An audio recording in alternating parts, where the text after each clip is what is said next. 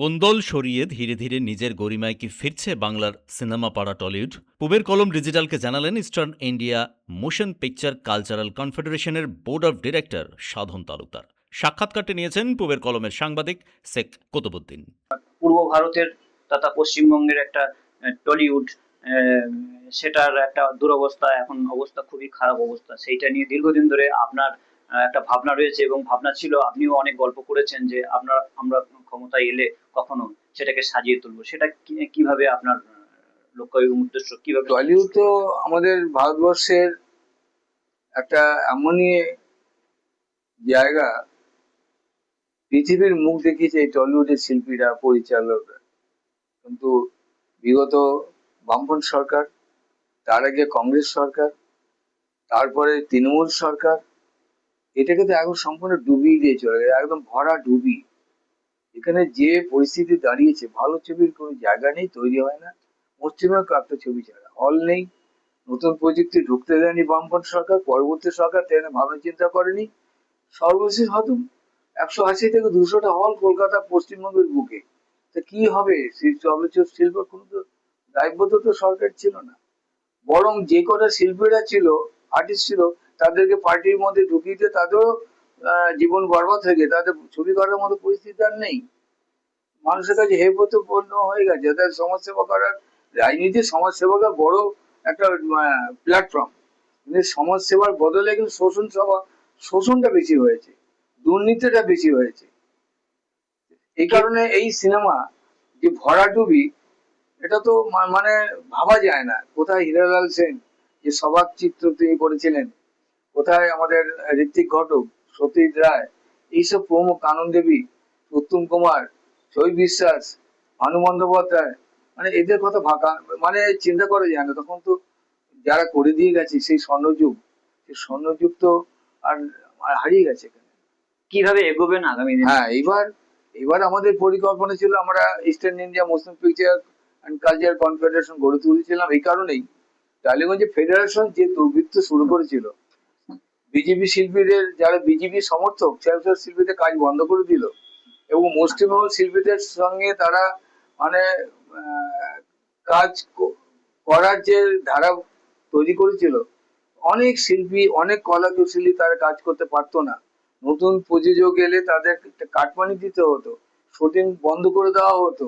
মানে এইভাবে যে অরাজকতা চলেছিল, তার তো অবসান ঘটলো।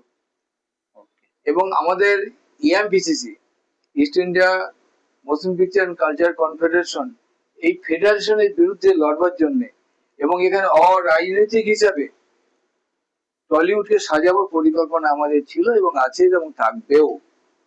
এখানে আমরা চেয়েছিলাম টলিউডে কোনো রাজনৈতিক নেতৃত্বের কোনো প্রভাব থাকবে না।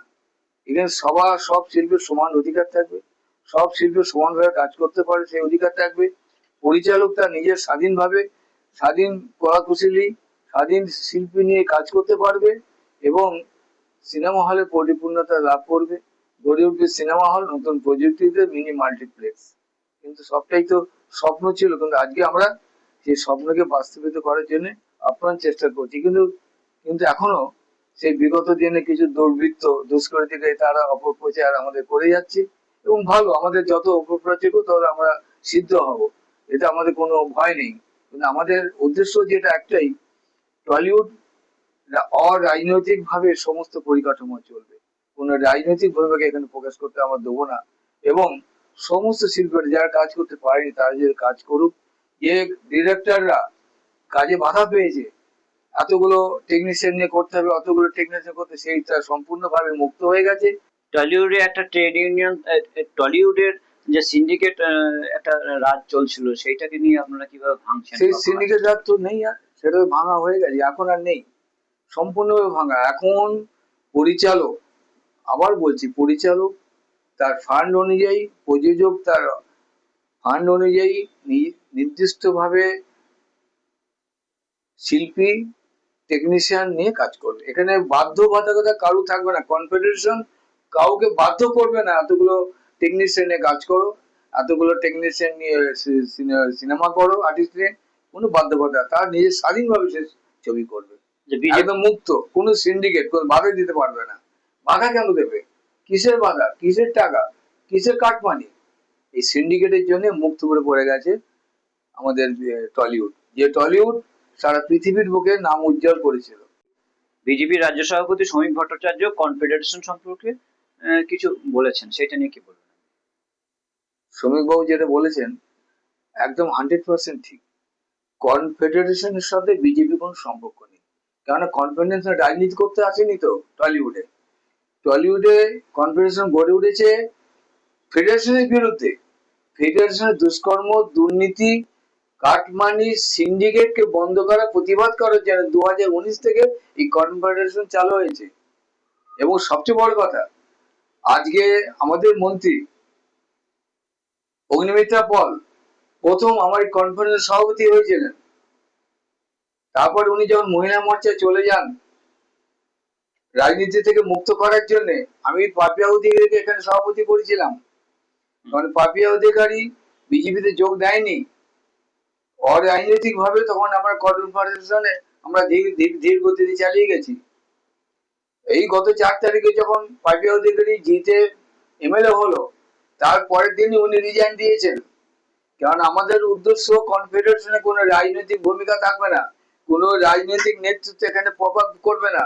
এখানে অরাজনৈতিক ভাবে কনফেডারেশন সমস্ত শিল্পী কলাকুশলীদের চলবে, স্বাধীনভাবে চলবে, স্বাধীন সত্তা নিয়ে শিল্প সত্তার প্রকাশ ঘটাবে। এটাই কনফেডারেশন মূল উদ্দেশ্য। কনফেডারেশন রাজনীতি মুক্ত।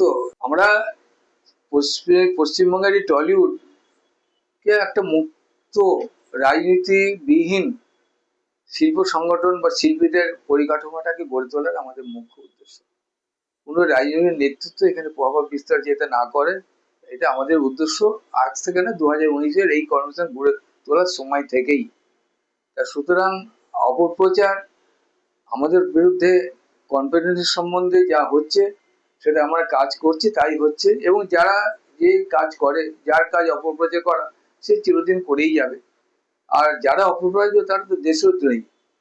এখানে সিপিএম বলুন আর দুষ্কৃতী তৃণমূল বলুন, এরা তো দেশদ্রোহী। এরা তো ভারতের উন্নয়ন চায় না, দেশের উন্নয়ন চায় না, সিনেমার উন্নয়ন চায় না, শিল্পীদের উন্নয়ন চায় না।